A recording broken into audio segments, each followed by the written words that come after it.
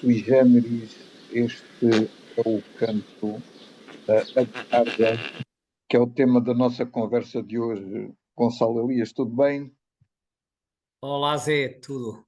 Cá estamos de volta. Este é mesmo um canto fora de série.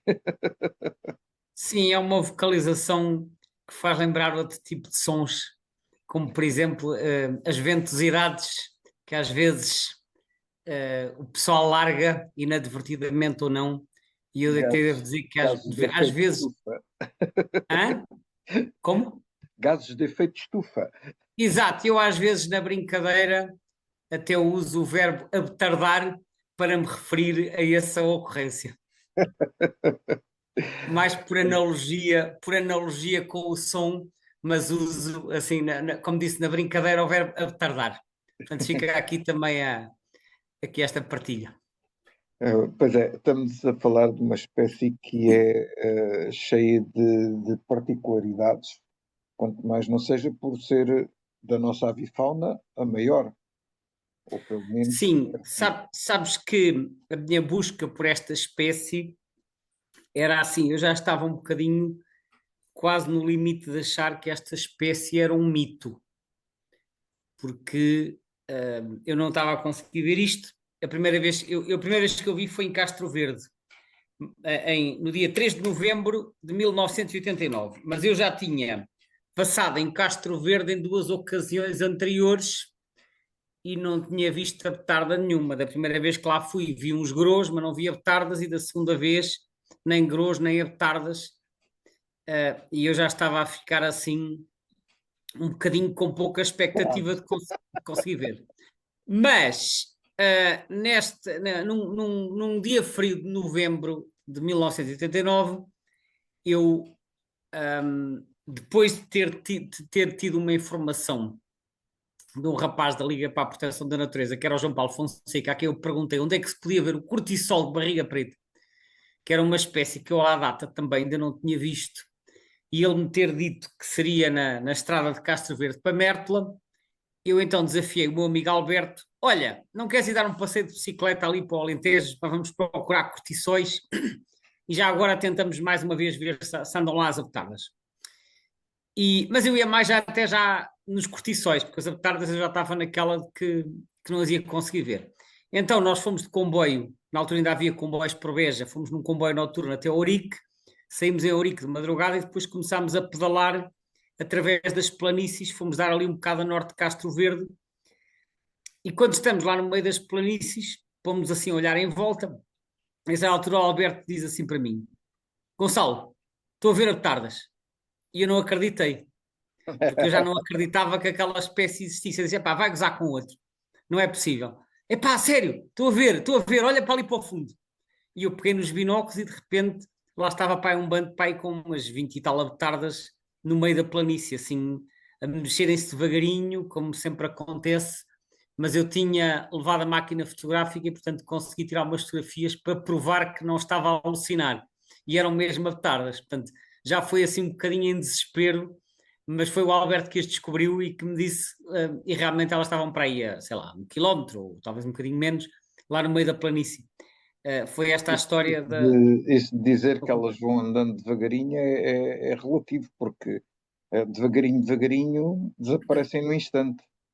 Desaparecem porque elas vão andando, mas depois, como aquilo são planícies um pouco onduladas, elas rapidamente passam por cima da comiada de uma colina e desaparecem do lado de lá e tu deixas de as ver.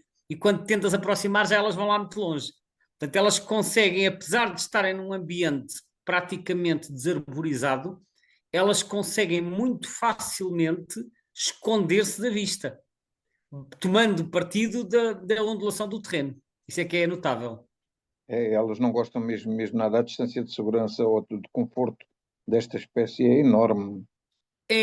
Sabes que o meu primeiro guia de aves era em francês, como eu já referi anteriormente, ahm, e era o guia, era a edição francesa do guia do Roger Peterson, que era o guia mais popular nas décadas de 70 e 80.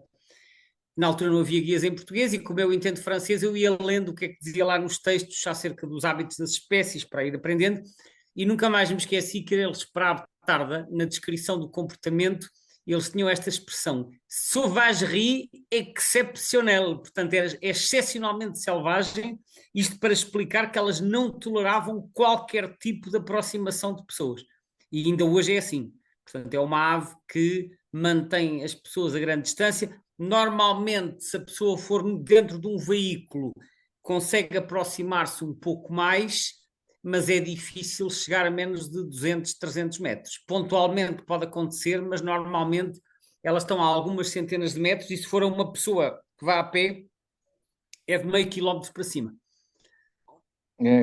Eu cheguei a ler, inclusive, é que elas são tão desconfiadas, que se houver qualquer pequena alteração no local que elas costumam, onde elas costumam andar, ficam logo de sobreaviso. E a expressão era mesmo: se virem uma pedra virada ao contrário, ficam logo de sobreaviso. Sim, é possível. Repara, muitas aves são desconfiadas em relação a alterações que são feitas nos locais que habitualmente frequentam e por isso, por exemplo, mesmo em certos locais, quando, sei lá, se for ao pé de uma charca ou se for ao pé de umas salinas ou outra coisa qualquer, quem quer ir fotografar com um abrigo móvel, daqueles de armário, às vezes o que se recomenda é que a pessoa vá lá montar o abrigo um dia ou dois antes para as aves se habituarem à presença daquilo antes de começar a utilizá-lo. Porque a pessoa aparecer com um objeto estranho que é o abrigo e enfiar-se lá dentro, as aves podem não ver a pessoa, mas estranham o abrigo e vão ficar desconfiadas. No caso das abetardas, eu sei que, por exemplo, em Castro Verde, que é um dos sítios mais importantes para a espécie, existem uns abrigos fixos que são geridos pela Liga para a Proteção da Natureza e que são usados para a fotografia de abetardas. Mas é uma estrutura fixa e a utilização desses espaços tem muitas regras, entre as quais a obrigação de entrar de madrugada antes do sol nascer, que é para as aves não verem as pessoas a entrar. E só sair depois do sol se pôr. Exatamente. É. Há pouco referias essa questão também do elas andarem devagar. Isso, de certa forma, está espelhado no nome científico da espécie, não é verdade? Bom, eu não sei se o Acho que nome científico. o tarda é um pouco uma referência a esse passo lento. Bom, o que diz no dicionário dos nomes científicos é que o nome tarda tem origem no espanhol e que será o nome espanhol, o nome hispânico da tarda. Portanto, se tem a ver com o tardar ou a deslocação, eu de facto não li nada sobre isso. Li que o nome foi importado do espanhol para o nome científico pelo nosso amigo Linneu, que foi quem descreveu esta espécie pela primeira vez. Uhum. E ainda mantém o nome original? Mantém-se, senhor, Otis tarda. Linneu, 1758, e já por curiosidade posso referir que a localidade tipo foi na Polónia, porque esta espécie também ocorre em alguns países do leste da Europa. É a única Otis, ou há mais Otis? Bom, é assim, já houve, o cisão já foi, já esteve neste género, já foi Otis tetrax, depois é que passou para o género próprio que é o Tetrax tetrax, mas, e a família é Otididae, e portanto houve outras espécies, aliás, também foi o Linneu que designou o cisão, e portanto já houve efetivamente mais Otis, mas atualmente há tarda, que é também a espécie tipo da família, a tarda neste momento é a única espécie no género Otis, efetivamente. Em termos de distribuição mundial, ela estende-se até, se eu bem percebi, lá para o Extremo Oriente, mas digamos que a população ibérica representa, se calhar, uma fatia muito significativa da população mundial da espécie, não é? Muito mesmo. A população ibérica representa mais de metade da população mundial. Eu diria até 60% ou talvez 70%. Já lá vamos à população, porque isto tem para aqui umas nuances engraçadas. para já pode dizer-se que a distribuição vai desde a Península Ibérica até ao Extremo Oriente, efetivamente, mas é muito fragmentada. Portanto, eu diria, assim, olhando para o mapa, diria que podemos identificar 4 ou 5 núcleos principais. Depois há alguns, assim, um bocadinho periféricos. Portanto, temos o núcleo da Península Ibérica, que é o mais importante da Europa Ocidental. Depois temos o núcleo da Europa Centro-Leste, que apanha ali Áustria, Hungria, que é um núcleo também razoavelmente importante, Áustria-Hungria, e depois em tempos também havia na Alemanha Oriental, na Polónia creio que já não há, mas portanto era o núcleo da Europa de Leste, talvez mais 1 ou 2 países ali à volta, como a Sérvia e a Eslováquia, mas com números muitíssimo baixos. Depois um núcleo ali a algures no Médio Oriente, sobretudo na Turquia, Anatólia, Irão, e depois 2 núcleos na Ásia Central, Central-Oriental, um ali pelo Cazaquistão e sul da Rússia, e outro mais ao Oriente, que apanha parte da Mongólia e do norte da China, sendo que as populações asiáticas são essencialmente migradoras e as europeias são essencialmente residentes. Isto, portanto, em termos de distribuição. Aqui no norte da África ainda existe algum núcleo? É uma boa questão. O mapa do Birds of the World fala da presença, efetivamente, portanto, tem lá uma manchinha no Norte de África. Agora, se há ou não ainda população em Marrocos, se houver, digo-te já que é residual, deve ser muito pouco. Eu vi uma referência qualquer a 24. Espera, já encontrei. De facto, estimativas de 2022 dizem que haverá cerca de 70 indivíduos em Marrocos. Portanto, é uma população já muito pequena, mas ainda subsiste uma pequena população em Marrocos, efetivamente. Provavelmente com um destino triste.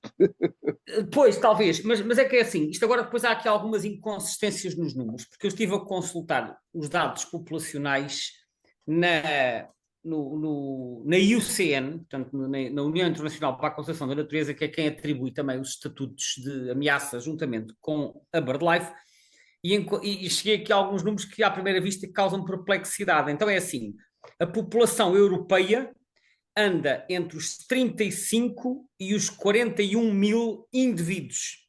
As abetardas, ao contrário do que acontece com muitas outras aves, não se costumam medir em casais e sim em indivíduos. Isto tem a ver talvez com o facto de elas terem aquelas paradas nupciais coletivas e não andarem necessariamente aos pares. Portanto, entre 35 e 41 mil indivíduos. A nível global, a estimativa está entre 29 e 33 mil. Ou seja, há menos no mundo do que na Europa. Não sei se estás a ver aqui a inconsistência. Eu achei isto muito estranho, mas depois fui tentar perceber e obviamente há uma resposta para isto. O que acontece é o seguinte: a estimativa europeia é de 2021. A estimativa global é mais recente e foi revista em baixa da estimativa anterior, que era de há 10 anos atrás e que estava entre 44 e 57 mil.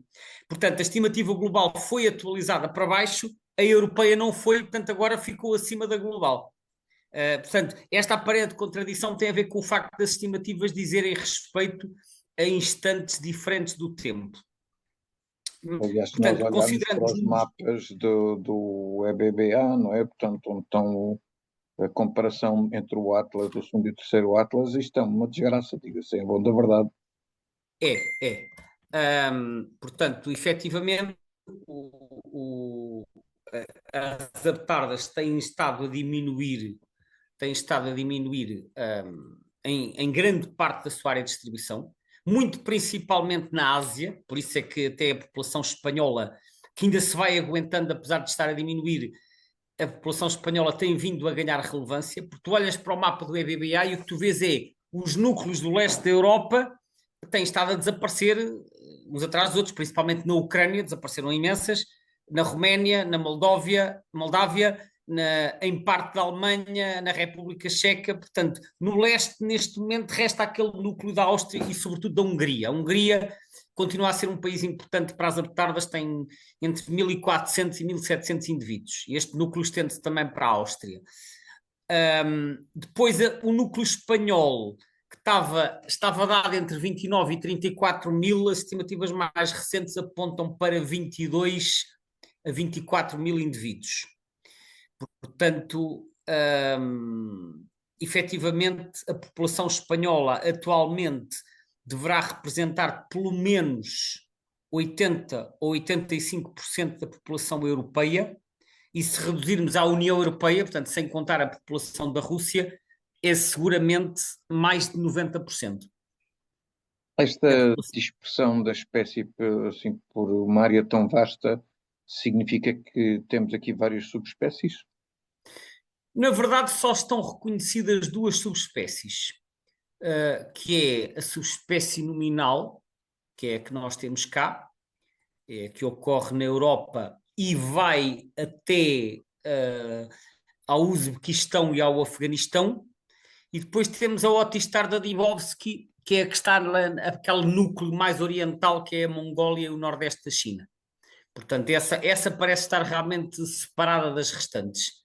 Tudo o resto, que seja da Ásia Central até a Europa, é da subespécie nominal. Essas lá mais para leste são migradoras, não é verdade?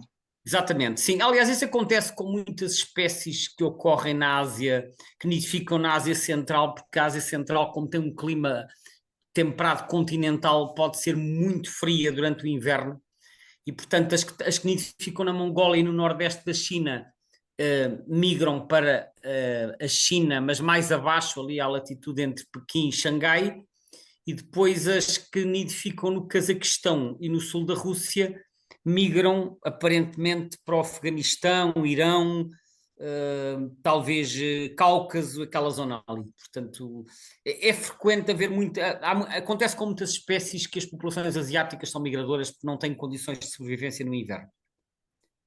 Mas estas espécies migradoras, por exemplo, se a mim mete assim uma certa impressão um passariforme pequenino fazer migrações longas, também me faz igual impressão um bicho deste tamanho também fazer assim umas migrações dessas.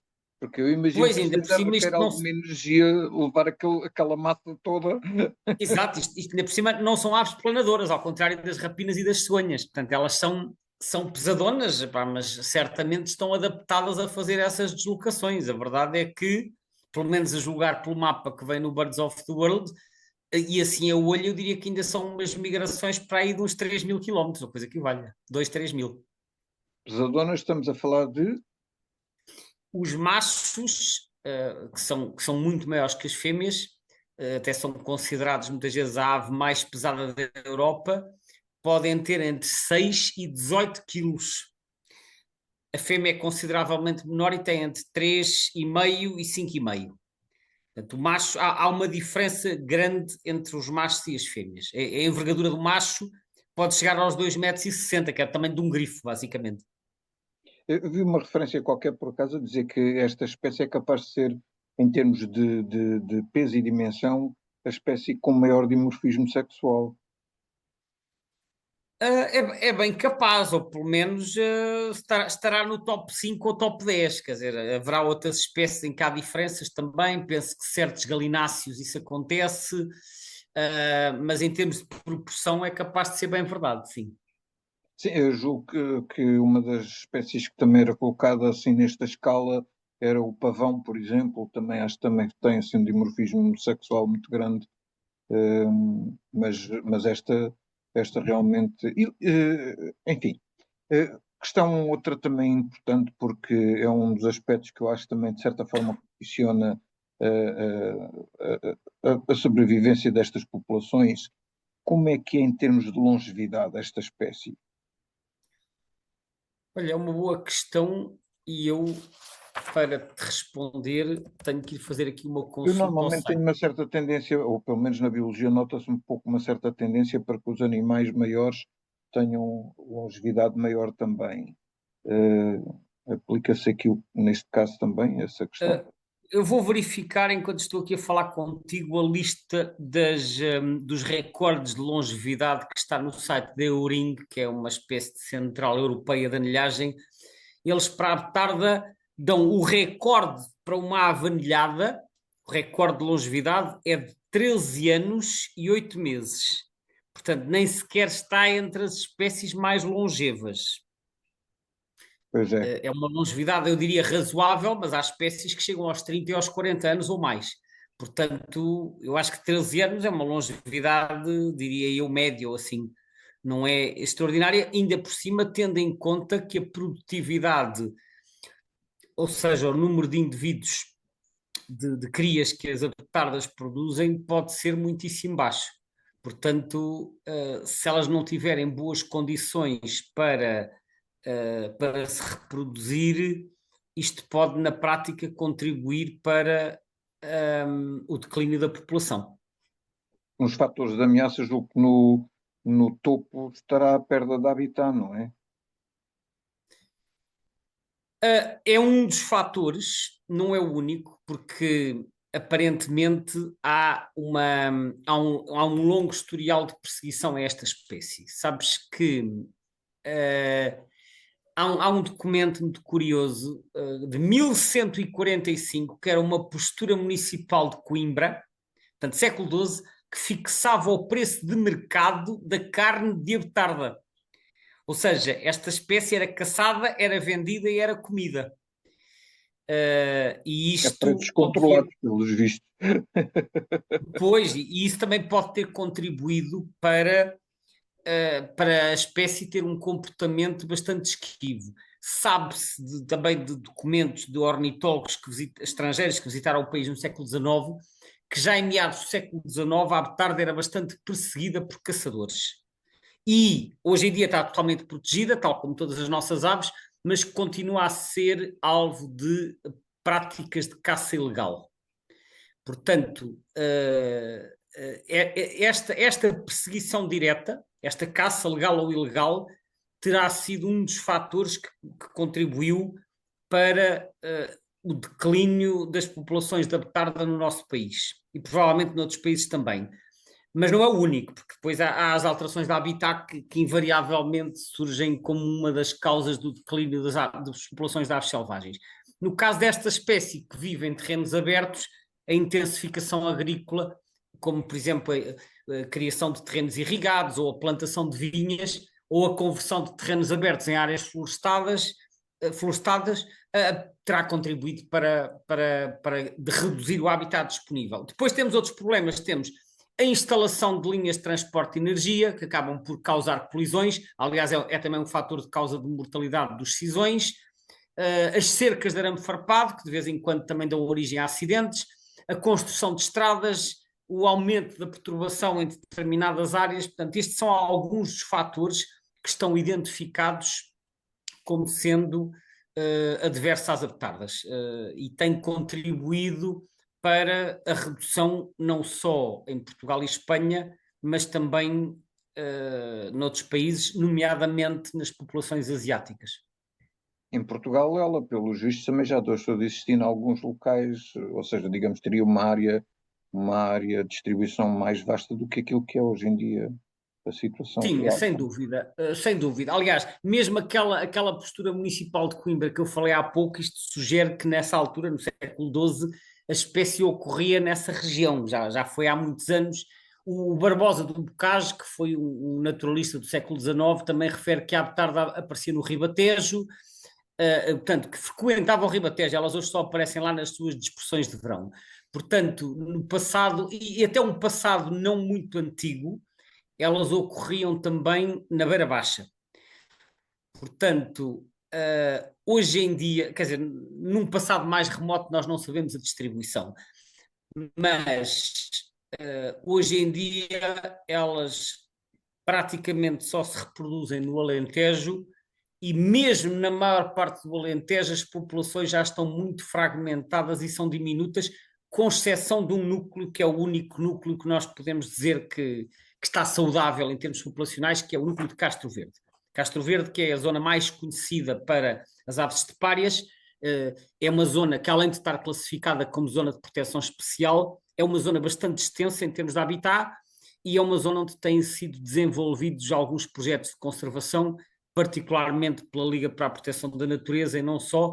Portanto, o núcleo de Castro Verde está razoavelmente bem conservado.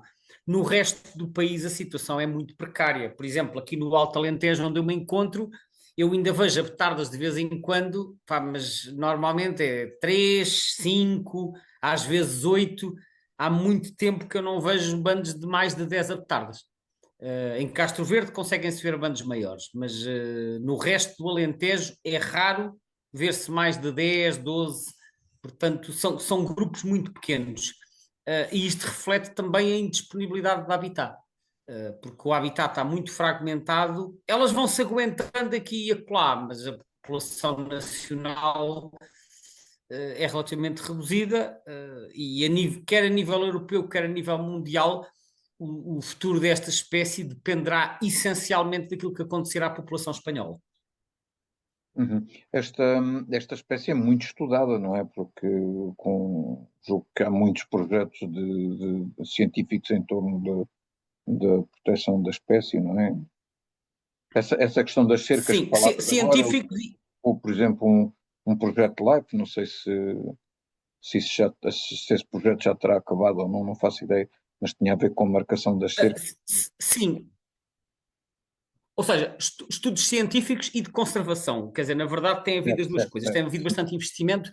Há projetos LIFE, aliás, eu já comentei noutras ocasiões que os projetos LIFE, portanto, que são aqueles projetos da União Europeia para a conservação da natureza, no caso das aves, eles dirigem-se quase exclusivamente a 3 grupos de espécies, que são as aves de rapina, as aves estepárias e as aves marinhas. Portanto, isto é bom para estes grupos de aves, mas eu também digo que as restantes aves estão por sua conta. Isto inclui os passeriformes, inclui a maioria das limícolas, inclui mais uma série de outras espécies terrestres. Portanto, há uma grande atenção dada a determinados grupos de espécies, e ainda bem para essas espécies, e as abetardas estão nesse grupo que tem recebido algum financiamento de projetos LIFE. As abetardas e as outras estepárias, como cisões, cortiçóis, alcaravões, tartaranhões caçadores e mais 2 ou 3. Agora, o facto de haver, atenção, o facto de haver financiamento de projetos LIFE não é necessariamente garantia de sucesso. Eu recordo-me que há uns anos, estamos a falar por volta de 2008 ou 2010, não sei precisar o ano, houve 1 ou 2 projetos para a conservação do cisão no Alentejo, um projeto LIFE, e apesar de todo o dinheiro que foi investido, isso não impediu que a população de cisão desde então para cá caísse mais 80%. E eu já troquei umas opiniões sobre isso, a percepção que eu tenho recolhido é que, apesar dos esforços que se fez para identificar as medidas que era preciso tomar, é necessário depois que haja a implementação dessas medidas, nomeadamente medidas agroambientais, que é algo que em Portugal é extremamente insuficiente. E, portanto, se não houver medidas de conservação dirigidas a estas espécies, os projetos LIFE só por si podem não ser suficientes. Portanto, é se calhar preciso ir mais longe, sobretudo para espécies como estas que vivem em espaços muito abertos e precisam de grandes extensões de habitat favorável. Portanto, a abetarda está classificada como em perigo em Portugal, portanto, está longe de estar livre de perigo. As populações vão se aguentando, devemos ter para aí uns 700 indivíduos aproximadamente, as estimativas vão variando, mas obviamente que é necessário se calhar fazer mais pela conservação destas aves. Já agora, a propósito dos estatutos de ameaça, eu gostava de referir aqui uma outra curiosidade. Já há bocado falei de uma aparente contradição entre o Estatuto Global e o Estatuto Europeu a nível populacional, mas a categoria de ameaça também tem aqui uma aparente contradição, porque em Portugal ela está em perigo, em Espanha está apenas NT, que é quase ameaçado, a nível europeu está pouco preocupante, least concern, mas a nível global está em perigo outra vez. Portanto, ela parece estar mais ameaçada globalmente do que na Europa. Talvez porque o Estatuto Global foi atualizado com as recentes estimativas. Ela estava como vulnerável a nível global. Faz-me alguma confusão que na Europa esteja least concern, portanto pouco preocupante, quando a quase totalidade da população está em Espanha e em Espanha ela está NT. Portanto, há aqui algumas inconsistências que eu acho que deveriam ser resolvidas. Estas inconsistências talvez resultem do facto destas dessas categorias serem atualizadas em instantes diferentes do tempo. E, Exato. portanto, depois Provavelmente está a precisar de uma atualização, não é? Pois. também penso que será o caso, mas não estou por dentro destes mecanismos de atualização e dos timings, mas obviamente que a gente depois vai comparar estas categorias e nota que há aqui qualquer coisa que parece estar invertida, quer nas categorias, quer nas estimativas populacionais. Mas pronto, olha, pelo menos partilho estes dados para os nossos ouvintes também terem a noção de qual é a situação atual da espécie. Olha, Acho que muito mais apesar de já estarmos aqui a atingir o limite do tempo, mas há o aqui limite uma do questão tempo. que eu também gostaria de deixar, que tem a ver com o seguinte: pelo que eu percebi, em Inglaterra a espécie já existiu, deixou de existir e, entretanto, há programas de reintrodução. Tens noção Ah, se isso está a ter sucesso? Será qualquer coisa que eventualmente se possa importar esse procedimento? bom, eles foram introduzidos numa zona que é na planície de Salisbury, portanto, Salisbury Plain. Foi um programa de reintrodução porque a espécie não era vista lá desde 1832, portanto, há 200 anos praticamente. Eu não li em detalhe sobre esse programa, mas as primeiras libertações foram feitas em 2004 e atualmente a população tem cerca de 100 aves. Portanto, é uma população reintroduzida porque a espécie foi caçada até à extinção e desapareceu da Grã-Bretanha no início do século XIX. Portanto, este projeto para já parece que está a correr bem. Vamos ver como é que corre no futuro. Gonçalo, muito obrigado. Obrigado a todos os que ficaram a ouvir a conversa para além do tempo. E até à próxima. Obrigado, Zé. Até à próxima.